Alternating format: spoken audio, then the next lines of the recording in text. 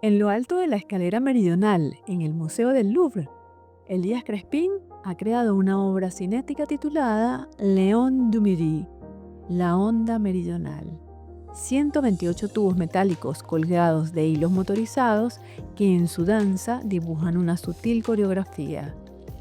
Desde el 2020, este artista venezolano es el primer latinoamericano vivo con una obra allí. Crespin nace en Caracas en 1965. Vive y trabaja en París. Estudió informática e ingeniería en Caracas. Esta formación es imprescindible para el desarrollo de su trabajo, en el cual se combinan dos universos, el arte y la programación. La atmósfera familiar donde creció fue fundamental, pues es hijo de matemáticos y nieto de artistas. Su abuela era la respetada artista venezolana Gertrude Goldsmith Gego y su abuelo el pintor y diseñador gráfico Gerd Leufer. El encuentro con la obra de Jesús Soto en el Museo de Bellas Artes de Caracas en el 2002 lo induce a preguntarse cómo instaurar volúmenes en el espacio. Esto lo llevó a descubrir la potencialidad de la abstracción como una forma de representación matemática. Así motivado, trabaja de manera experimental y 2 años después, en el 2004, crea su primera obra, Malla Electrocinética 1, que es el resultado de un proceso de reflexión sobre la matemática del movimiento. En el 2008, visitó al taller de Cruz Diez, quien lo incitó a continuar. Sus obras han sido expuestas en varias instituciones internacionales en Francia, España, Bélgica, Corea, Alemania y Pekín. Sus esculturas están presentes en las colecciones permanentes de importantes instituciones como el Museo del Louvre, la Casa de América Latina en París, el Nelson Atkins Museo de Arte de Kansas City, el Museo de Fine Arts de Houston, el Museo del Barrio de Nueva York, el Museo de Arte Latinoamericano y el Museo Nacional de Bellas Artes, ambos de Buenos Aires. Comenta la curadora Susana Zulik. Al agregar el movimiento unido a la programación, somete al espectador a una inmersión en un conjunto de paradojas de visión y reflexión. Luz y sombra, plano y volumen, representación y virtuosismo, sonido y silencio se conjugan. Yo soy Inés Espinal y esto es un nuevo encuentro de Luz es lo que se ve. Este episodio ha sido grabado en el Parque Cultural Hacienda La Trinidad, a quienes agradecemos profundamente su apoyo y generosidad con el proyecto. Agradecemos a Cacao de Origen, un espacio para el encuentro, para la investigación, la educación y promoción del cacao y el chocolate venezolano, por sumarse a este proyecto. Agradecemos a La Buró, un lugar donde la creatividad, el arte y el talento se agrupan para transformar grandes ideas. ¡Hola! ¡Qué bonito! Oye, gracias. A mi casa de la Trinidad. ¡Qué belleza! Mi nueva vale. casa, la Hacienda de la Trinidad. Qué Bienvenida. bueno, qué bueno. Gracias por recibirnos. ¿Cómo estás? Pues Chévere. feliz de tenerte aquí y de que tú nos recibas. Feliz, Yo feliz. feliz.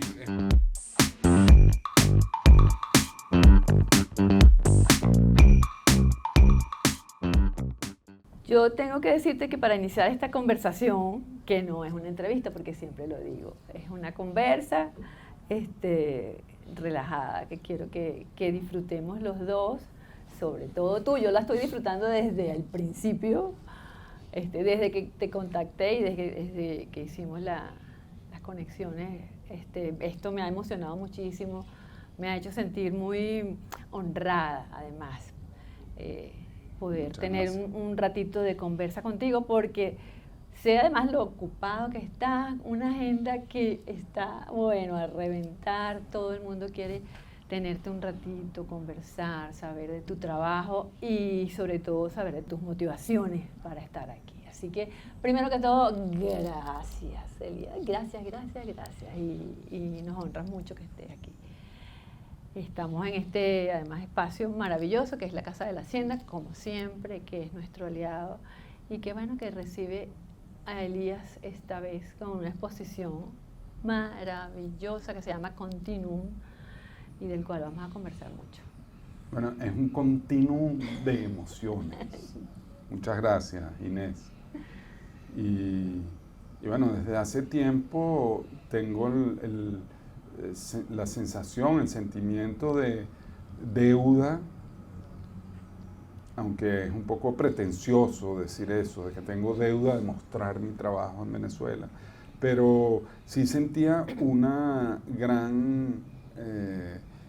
reconocimiento importante en otras geografías y no en mi geografía. Y me faltaba entonces, ya que gusta en otras geografías, vamos a llevarlo, que seguramente va a gustar también, y transmitir lo que transmita mi trabajo, que lo hago desde lo personal, la intimidad, la conexión con lo que quiero hacer, y mostrárselo al público de Venezuela y muy particularmente a las nuevas generaciones de artistas o de no artistas, porque aunque no seas artista o no estés en el medio del arte, el arte inspira, yo creo, y debe inspirar. Y esa inspiración te hace, bueno, ir a tu contexto y tener nuevas ideas, a lo mejor. Lo que yo llamo el arte ser sinaptogénico, que crea nuevas sinapsis, nuevas ideas. Qué bonita, nuevas conexiones, nuevas relaciones. Sabes que estás hablando de eso y ayer conversé con Luis Miguel Lacorte de Espacio Monitor, que es tu galerista ciertamente, sí, ¿no? Y él me hablaba de anécdotas de la instalación, de la exposición, que fueron muy hermosas, con el personal, con la gente que apoyó aquí, que no conocía nada de tu trabajo, que se acercaba, que estaba apoyando, como lo estoy diciendo, y que se le abrían como conexiones, eso que acabas de decir, ¿no? Como cosas, espacios sensibles, más allá del espacio intelectual que puede tener una persona que tenga información, cultura, conocimiento, que pueda ser un artista o que pueda ser un curador o un investigador.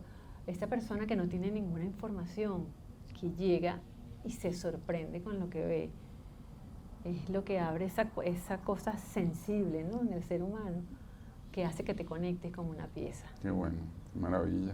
Entonces, y sí, bueno, aprovecho para agradecer a la Hacienda de la Trinidad y a Espacio Monitor, antes de que se me olvide, maravillosos, fundamentales para que esto se diera, así como los patrocinantes de la exposición. Muchas gracias a todos. Elías, esa conexión del movimiento en tu obra, que es como una danza continua, ¿no? A mí, a veces no me gusta hablar tanto o etiquetar tu trabajo como arte abstracto o arte cinético, porque me parece que lo metes ahí en una cajita y no permite unas acepciones más bonitas o más sensibles, como veníamos hablando, ¿no?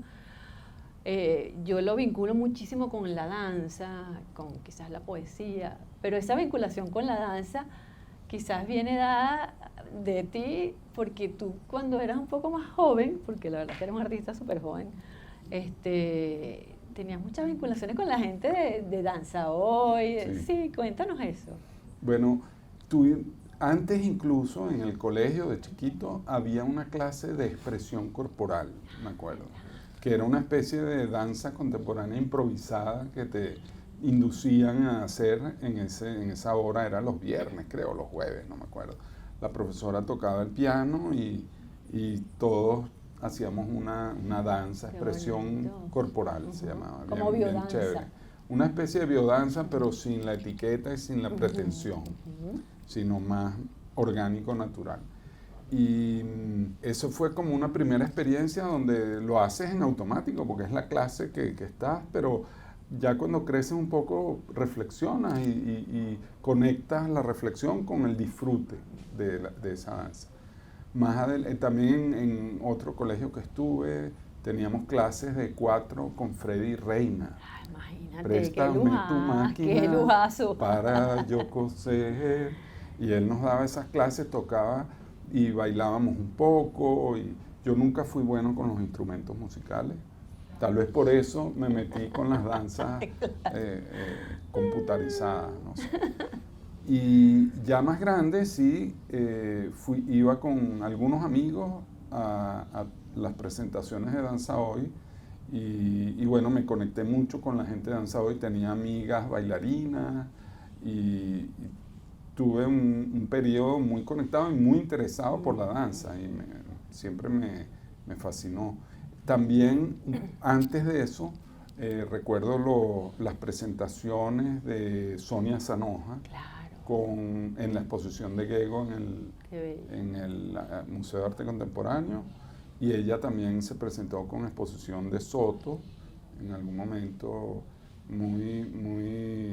Bueno, vas viendo eso y te conectas, tú sientes que hay algo que te llama, que te interesa y bueno, ahí quedó ese alimento para el alma.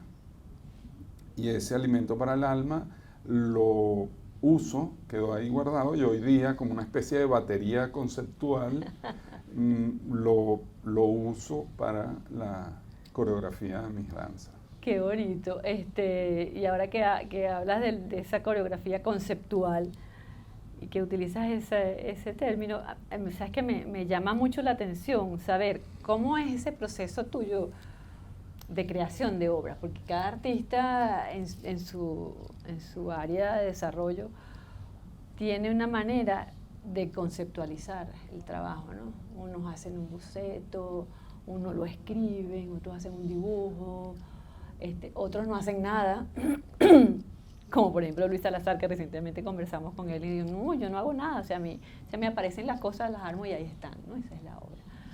¿Cómo es ese proceso tuyo de conceptualizar un trabajo, sobre todo que tiene tantos componentes que además dependen de otras personas, ¿no? ¿Cómo funciona eso? Bueno, hay una combinación de metodología para estas obras, para poderlas hacer, tiene que haber una cierta estructuración del trabajo, pero va combinado con una fase orgánica y libre de creación, que es la composición de la coreografía, de la danza en sí misma. Entonces hay una decisión previa, a veces boceteada, depende de la novedad, o a veces no boceteada si es una versión de una obra que ya he hecho, como por ejemplo el plano musiqué, es una derivación del prototipo de la obra que hice para el Louvre. Claro, que esa obra que está aquí estuvo expuesta en el Museo de la Música, ¿no? En París. Ah, en París.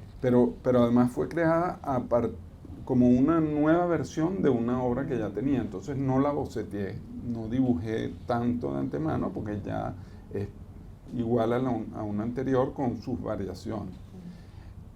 Pero para construirla sí hay un plan, hay una ubicación de motores, una geometría que hay que definir, una decisión de elementos que le voy a colocar, que tienen una diferencia, pero también una similitud para dar un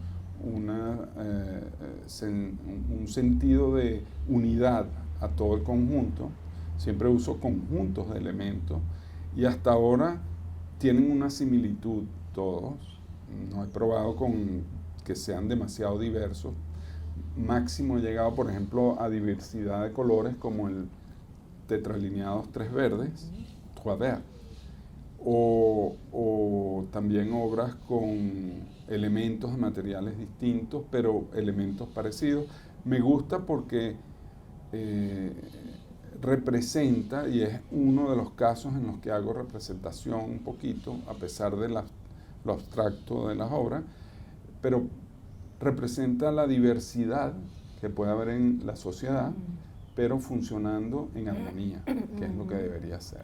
Eso me gusta mucho y me gusta como idea, entonces ahí a veces hago esa diferencia que funciona armónicamente.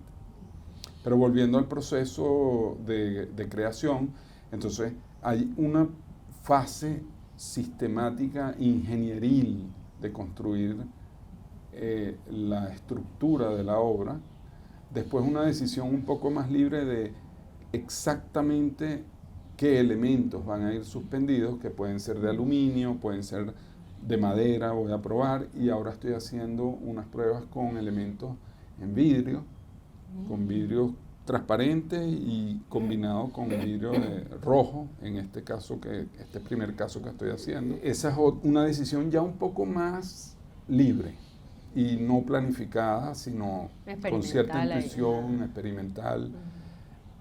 Y después la fase más libre y más sabrosa es la composición propiamente de la danza, donde me convierto en el coreógrafo de la geometría. ¡Qué belleza eso! Entonces esa coreografía, a pesar de que es con un programa de computadora, que me conecto con la obra y comienzo a jugar, pero jugar con una cantidad de botones en una consola que me permite de manera relativamente fácil definir formas e irlas agregando a una secuencia y en un orden que después le doy play y se ejecuta. ¡Qué belleza! Yo me lo estoy imaginando y eso, o sea, te veo como el coreógrafo. Este bailarín aquí, este allá, el principal va aquí, la pareja principal hace esto. Ay, qué bonito. No, mejor al revés. Yo estuve en varias de los ensayos y pruebas de danza hoy, me dejaban entrar y me acuerdo de esas decisiones que el coreógrafo hacía, tenía una preparación general y después cuando hacían los ensayos se daba cuenta que no, que quedaban muy lejos, vamos a ponerlos más cerca, y no había una razón, sino intuitiva y estética del coreógrafo. Tal cual. Entonces todo eso es una referencia que me sirve y qué utilizo para mi Qué danza. bonito, porque uno puede pensar que un artista como tú es una gente así como muy pragmática, matemáticas, ¿no? Y cosas, y muy serios, ¿no? No, y que yo no soy se muy sale. serio, Yo no dudo que soy. yo no estoy diciendo que no sea serio. Yo lo imagino, o sea, en el rigor de la ejecución de la obra, como me acabas de dar una visión tuya de eso, de ese coreógrafo que está divirtiéndose para crear esa coreografía. Pero bueno, no sé si es como un doctor, un Mrs. Jekyll en Doctor Hyde, o al revés, Doctor Hyde y Mrs. Jekyll. Mrs. Hyde. Sí. Dr. Jekyll y Mrs. Hyde. De día soy el ingeniero y de noche el coreógrafo. Eso está muy bueno. Esa idea es mejor todavía. Esa imagen, mira que cambia. Me pregunto, ¿cómo es el taller de Elías? ¿Es un escritorio con una computadora o es un gran galpón que tiene una cantidad de palitos de aluminio y hilos de nylon, componentes eléctricos y tecnológicos? ¿Cómo es ese taller? Es un galpón mediano, Ajá. tampoco gran galpón, ojalá. Es un taller que llevamos bastante organizado para poder trabajar en equipo y donde se está moviendo todo. No solo el movimiento de las obras, sino las obras cambian, ¿no? Se hace una obra para una exposición, ella se va para la exposición, en este caso 9 obras que se vinieron a esta exposición. Cuando estuvieron en Suecia, varias de las obras que están aquí vienen de la exposición, un año de exposición en el Museo Bildmuseet en Suecia. Y bueno, estuvieron allá ese año y crean un vacío en el taller, pero se llena rápidamente con otras ideas y otros proyectos y va mutando permanentemente. Hay muchas mesas con ruedas, mesas de trabajo, de soporte, y las mesas se quitan, a veces se ponen, está todo el tiempo en movimiento, así como las obras, en un continuo movimiento. Qué bonito. ¿Qué te obsesiona, Elías? ¿Qué es lo que te... Que funcione, que todo funcione. Está bien. Eso me consume bastante atención. Y una vez que todo funciona, que tienes que soltarlo. Porque tú no puedes estar allí, tú no estás en el Louvre, no estás en Houston, no estás... No, pero controlando las que funcione. monitoreamos desde un comando central. Eso quiero que me digas. ¿Cómo se hace ese control? Se ayuda, es a una larga ayuda. distancia. Bueno, con las redes, Qué bonito. como esas redes que nos dan las empresas de telecomunicaciones, como Telefónica, por ejemplo. Están conectadas todas con el servidor central del taller y ahí se está monitoreando que todo esté funcionando bien. Si hay una que se desconecta, vemos a ver por qué. Estamos pendientes para ayudar, Claro. porque es importante que sea lo más simple posible un mecanismo que es complejo internamente. Es muy fácil de ver como una mirada. Es muy bella y muy simple, puede ser una mirada, pero toda la complejidad que puede tener por detrás para que esa mirada llegue a suceder. Es un poco el mismo fenómeno de la obra, la danza geométrica, muy sensible, sensual, visible, pero que para que suceda tiene todo un mecanismo muy complejo Claro, atrás. como en los procesos, como la danza, básicamente, Sí. que estábamos hablando, y vamos a hacer el símil siempre, detrás de una gran presentación que ves en el teatro hay horas y horas de sacrificio, de pies rotos, de cansancio, de músculos extenuados, es así. Hiciste un trabajo en conjunto, creo recordar que fue en México, con un artista, Pantone, Sí, que me Felipe encantó Pantone. ese maridaje, lo estuve revisando, porque él es un artista urbano y es un tipo callejero, o sea, un tipo de graffiti, claro, de nivel, pero al final termina siendo un artista urbano. Esa combinación me pareció que me explotó la cabeza, porque yo dije, wow, o sea, la persona que va, se posiciona de un espacio público, hace su trabajo, no sé qué, monta full color, porque además es muy colorida su trabajo, ¿no? Y se junta con Elías, que es pulcro, tú sabes, simétrico, todo pensado y cuadrado matemáticamente. ¿Cómo fue esa combinación? Eso me Bueno, encanta. si Felipe ve este programa, Felipe, saludos. Encantado de colaborar con Felipe. Una persona, un artista con mucha energía, ganas de hacer cosas, con una capacidad de producción y de creación muy grande, y está inventando y viéndole las variaciones y las distintas perspectivas que puede tener su mismo concepto del manejo del color y aprovechar las características intrínsecas que tiene el color y la percepción del color de los seres humanos. Y creo que hace una obra muy inteligente, me encanta. Y en algún momento conversando, nos conocimos por casualidad, conexión, amigos de amigos, y me invitó a su taller, yo le invité al mío, él vino primero al mío, y nos conocimos ahí personalmente, quedó fascinado, me dijo cuánto le encantaba mi obra y que quería una obra, que cómo hacíamos. Yo le dije que yo quería una de él, que me encantaba. Y algo muy interesante y que yo creo que es una de las razones por las cuales funcionó, llegamos a la idea de vamos a hacer una obra juntos, entonces, vamos a hacerla juntos y cada quien tiene la obra del otro. Sí. Y por lo cual funcionó, que es lo que quería decir, es porque trabajamos dimensiones independientes en los conceptos de nuestras obras. Él trabaja el color, yo trabajo el movimiento. La esencia de mi trabajo es el movimiento, la de él es el color. La fusionamos, es muy fácil de fusionar. Cada quien tomó las decisiones de su parte, tomamos decisiones conjuntas de la materialidad de la obra, pero los colores los decidió él, y la estética cromática, y yo los movimientos. Yo hice la danza, entonces encajó perfecto. Perfecto, sí. Y esa es más o menos la historia de la colaboración en la creación de las obras. Y después, algo que nos conectó fue nuestro galerista de México, que es Ricardo González. Él nos propuso hacer una exposición juntos hicimos otra colaboración de una edición de 8 cromadinámicas flexionantes, más obras de él independientes, obras mías independientes, y se armó esa exposición que viste que ocurrió en México. Me parece súper interesante porque es eso, o sea, son como dos que uno pudiera pensar, esto no puede funcionar curatorialmente, es como raro, ¿no?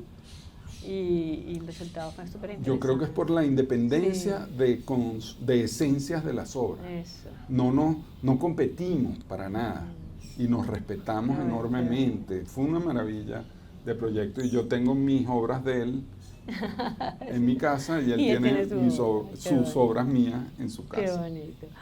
Estamos en tiempos súper como raros, como complejos, ¿no? Me refiero a tiempos históricos, sociales, geopolíticos, ni hablar. Pero que obviamente también se están dando en el arte, ¿no? En el área de las artes visuales, en el área de la cultura en general. Y estamos viendo cómo hay ahorita estamos como en los dos extremos, la super hiper tecnología, ¿no? Obras NFT, inteligencia artificial, no sé qué, bueno, tu trabajo, pero además también estamos como en una revisión del arte ancestral, entonces estamos volviendo a ver también mucha la cerámica, muchos artistas jóvenes están de nuevo trabajando cerámica, mucho el tema de los tejidos, mucho, incluso Venezuela redescubriendo ese ADN maravilloso de los guaraos, de lo que tenemos con el diseño. Esa cosa, como digo yo, o sea, estamos en los dos polos opuestos, pero que se están dando juntas. ¿Qué te opinas tú de eso? Bueno, ¿Qué una te maravilla. parece? O sea, ¿cómo ves, cómo vislumbras luego esto? Yo creo que son procesos orgánicos que debieran dejarse libres y que ocurran, porque está la decisión de cada artista de qué quiere hacer y cómo lo hace.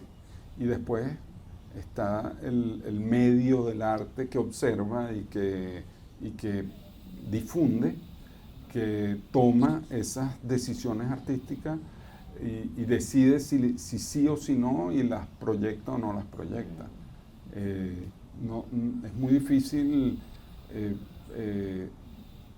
decir eso va en tal dirección o se está haciendo por esto, porque yo creo que es la sumatoria de decisiones individuales de los artistas que lo están haciendo. Y esa sumatoria es la que produce el fenómeno que observamos. Sí, quizás estamos necesitando, bueno, pienso yo, es mi opinión muy humilde opinión, sí, como reencontrarnos con los orígenes, ¿no? Como entender un poco, tenemos tanta tecnología y tenemos tanta cosa que no... Bueno, es muy interesante. Es un proceso súper. Y entonces necesitamos como vamos otra vez a tocar, ¿no? Vamos a... Pero sí. La como... tecnología también está en todo. Claro, pero... Las cestas indígenas tienen una tecnología para hacerse, una manera, un sistema, una metodología. Eso es tecnología también, pero es una tecnología ancestral. Pero también es tecnología y cada época tiene sus novedades tecnológicas y sus detractores y quienes lo adoptan. Y hablando de eso que estamos viviendo en este momento, quisiera que nos volviéramos otra vez a la exposición que estamos disfrutando tuya aquí en la Casa de la Hacienda. Tú sabes que a mí, cuando yo me enteré que ibas a exponer aquí, yo dije, wow, qué reto exponer en esta casa colonial que tiene unas limitaciones y una personalidad muy potente, porque la casa en sí misma es ella, ¿no? Ella es una obra. Yo dije, wow, ¿cómo va a afrontar? Laberíntica un poco. Es laberíntica. Un laberinto sencillo, pero laberinto. Exacto, o sea, que no permite un recorrido fluido, no es el cubo blanco, ¿no? Que uno está acostumbrado, y sobre todo que quizás tus obras solicitan, que no tanto es así, porque en el Museo del Louvre estás en un sitio que tiene detrás, no sé si todavía sigue ahí, una esfinge y marida muy bien, ¿no? Pero yo siempre dije, oye, ese es el reto de Elías, la instalación de esas piezas aquí. Cuéntame cómo fue ese proceso, por qué escogiste la Hacienda especialmente, que es un lugar complicado en el buen sentido, ¿no? Sí. O sea, que no es el Cubo Blanco. Arquitectónicamente Sí. Mira, afortunadamente ya he expuesto en lugares complicados.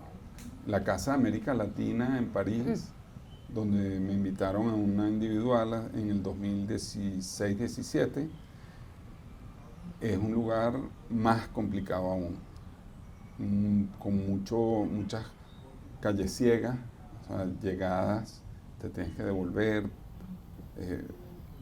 portales estrechos para pasar de un área a otra, y funcionó de maravilla.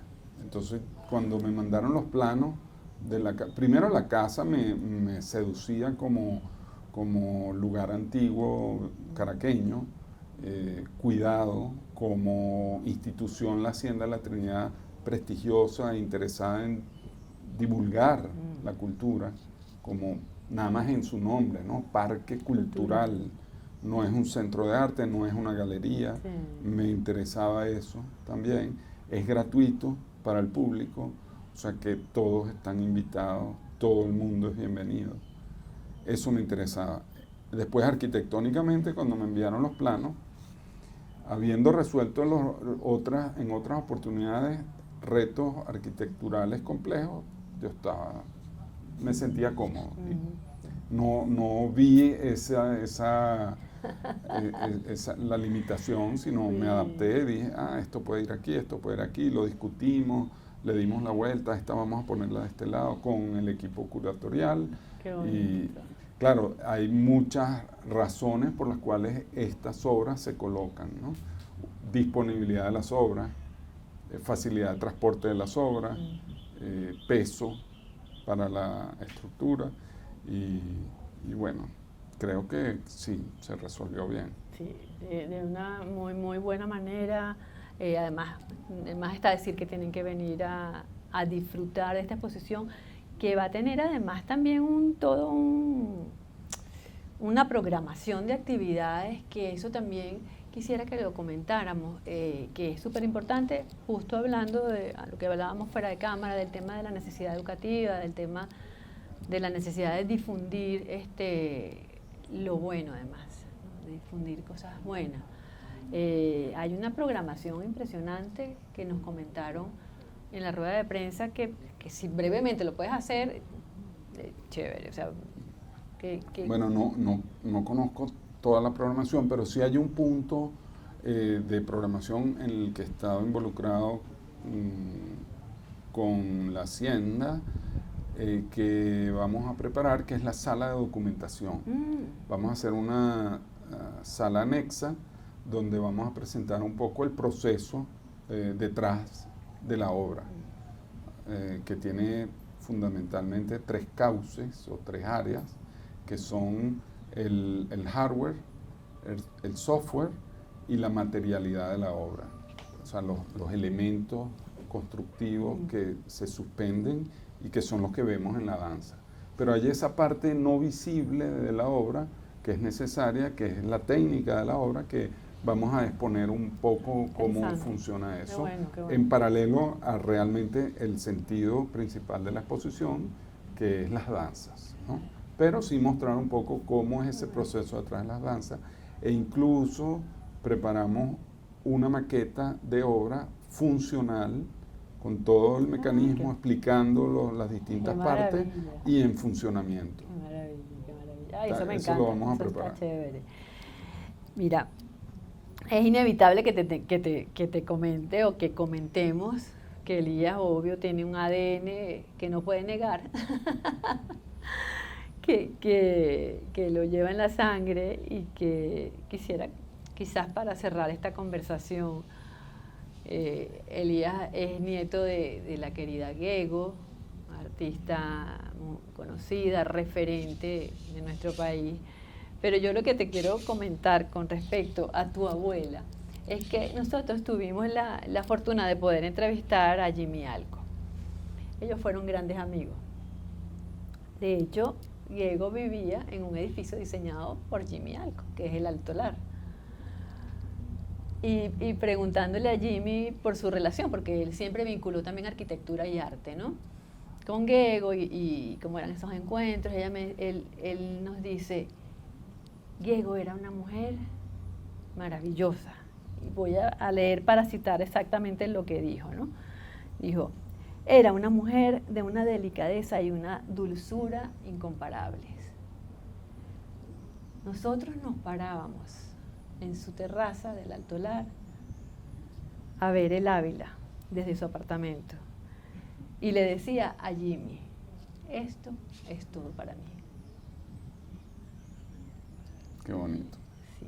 Entonces, con esto quiero quizás un poquito cerrar, pero además, bueno, no sé, que me des también un rapidito cómo te has sentido con este verde caraqueño, con este reencuentro con la montaña después de, no sé, 20 años tenías que te fuiste, tienes que te fuiste. Sí, pero 20 años pero has venido. en los que he venido, por supuesto. Tuve un periodo más largo de no venir por X o por Y, por otros viajes, otros eventos.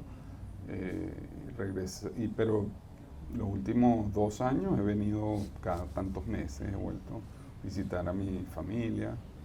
Pero el verde, uno se adapta a esas otras geografías y las asume y las disfruta, pero cuando vuelves, el verde exuberante de Caracas es increíble. Y si sigo, se me agua el guarapo, del continuo de emoción. ¡Qué que me da. bonito! Sí, Mira. y bueno, esa terraza, ese Ávila, desde la terraza del Altolar de Diego, lo viví mucho. Y con ella, y conversábamos, y veíamos, mira, y están haciendo una construcción, y al día siguiente cómo habían avanzado, ahora tienen un tractor. Ella le encantaba esa observación. Aprendí mucho de ella y de Gerd también. Claro, claro. Gracias. Gracias por ofrecernos esta exposición, gracias por regresar, gracias por querer mostrar lo que los venezolanos somos también. Gracias. Gracias a ti.